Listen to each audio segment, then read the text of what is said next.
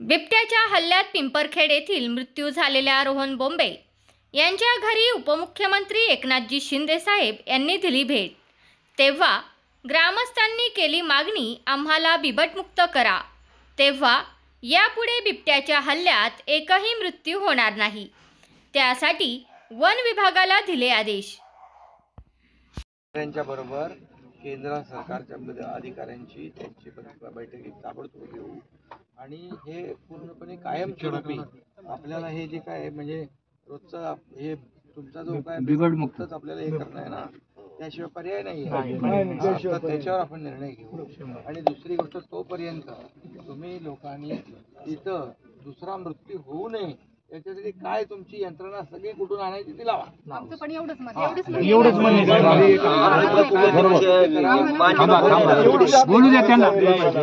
Extra तुमची जी लोक आहेत ना इतर ठिकाणची सगळी जमा करा आणि इथं एकही असा माहोल बनवून टाका की तो इथं फिरता कामा बिबट्या दिसता साहेब। शिवणीची घटना झाल्याच्या नंतर सुद्धा त्यांना सांगितलं दुसरी घटना व्हावं नाही, तरी त्यांनी दुसरी घटना झाली, तिसरी झाली आता ही। हो, ऐका, घटना घडण्याच्या अगोदर 15 दिवस अगोदर माझ्यावरती हल्ला होता राहिलेला। मी सांगितलं, जीव तोडून सांगताय, पिंजरेला आम्हाला साधं विचाराही कोणी आलं नाही, माझ्या पिंजरे सुद्धा भेटत नाही। पिंजरे तर लांबची गोष्ट, 2 वेळा घटना घडल्याच्या नंतर सगळे जागे होतात। त्यामुळे इथं तर इथून पुढे हे काही मृत्यू होता कामा नये याचं पहिलं तजवीज करायला लागेल, त्याच्यावर तुम्ही फोकस करा आणि हा संपूर्ण परिसर जो आहे पूर्ण बिबटमुक्त करायला लागेल। तरच शेतीच करता यायची नाही।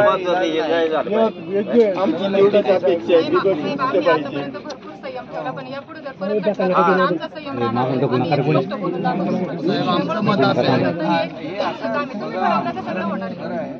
कारण आपल्या समोर आपल्या घरातला मोठा गोळा जातोय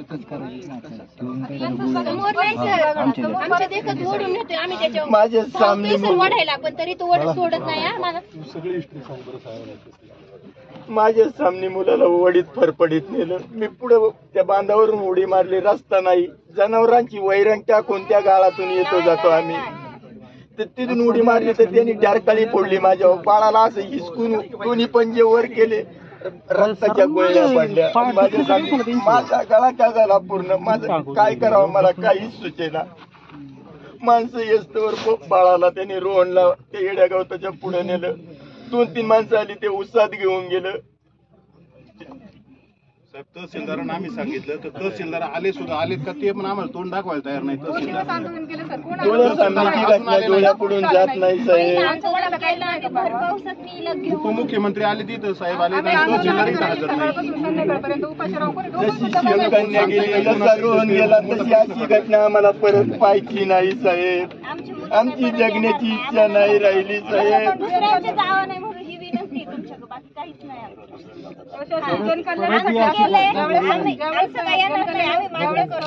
समाजावर संकट येतं त्यावेळेस त्यांनी आलंच पाहिजे ना, कशासाठी? यांचं खेळांचं त्याचं वय, यांना बाहेर काढायचं बरं का साहेब। तुम्ही आता शेवटचं आहे ना, यांना सगळ्यांना तुम्ही सांगा आणि बिबटमुक्त करून टाका। आम्हाला काय बिबट नकोय आणि बिबटमुक्त झाल्याशिवाय आम्हाला काय ते जमणार नाही, नाहीतर शेती सुद्धा करता यायची।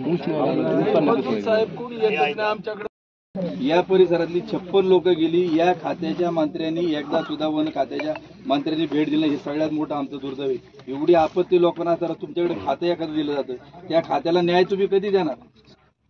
साहेब, काल गुन्हे दाखल केले आंदोलनकावरती, ते गुन्हे मागे घ्यावा,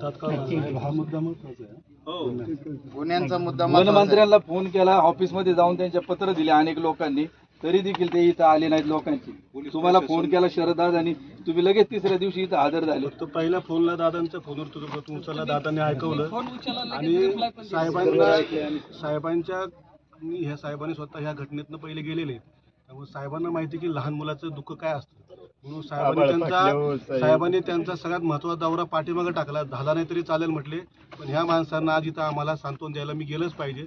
साहेबांनी बाकीचे दौरे पूर्ण साहेब आले त्याबद्दल खऱ्या अर्थाने त्यांना धन्यवाद दिले पाहिजे, परंतु साहेब एक कार्यक्षम मंत्री नात्याने आमच्या परिसरामध्ये परवा वनमंत्र्यांनी मीटिंग घेऊन सुद्धा सरकारने चांगल्या पद्धतीची कारवाई झालेली आहे.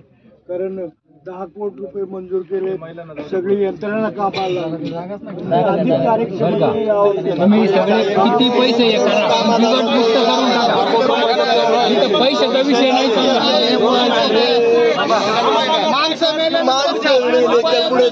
यंत्रणेचा काय फायदा आहे?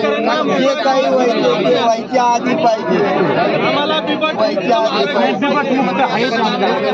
जीव गेल्याच्या नंतर यंत्रणा घालून उपयोग नाही. तुमचा फ्लॅट, घर, बंगला, व्यापारी गाडे, दुकान, जागा, शेतजमीन, प्लॉट्स विकायचे आहेत का? विकायचे असतील तर आजच आमच्याशी संपर्क साधा. स्थावर मालमत्ता खरेदी विक्रीसाठी आंबेगाव तालुक्यातील विश्वसनीय नाव म्हणजे सीता प्रॉपर्टीज. आमची वैशिष्ट्ये: जलद व्यवहार, तुमच्या प्रॉपर्टीजची योग्य किंमत, मालक व ग्राहक यांच्यात समोरासमोर पारदर्शक व्यवहार. आमचा संपर्क 7972 82 24 33 व 80 10 25 09 54.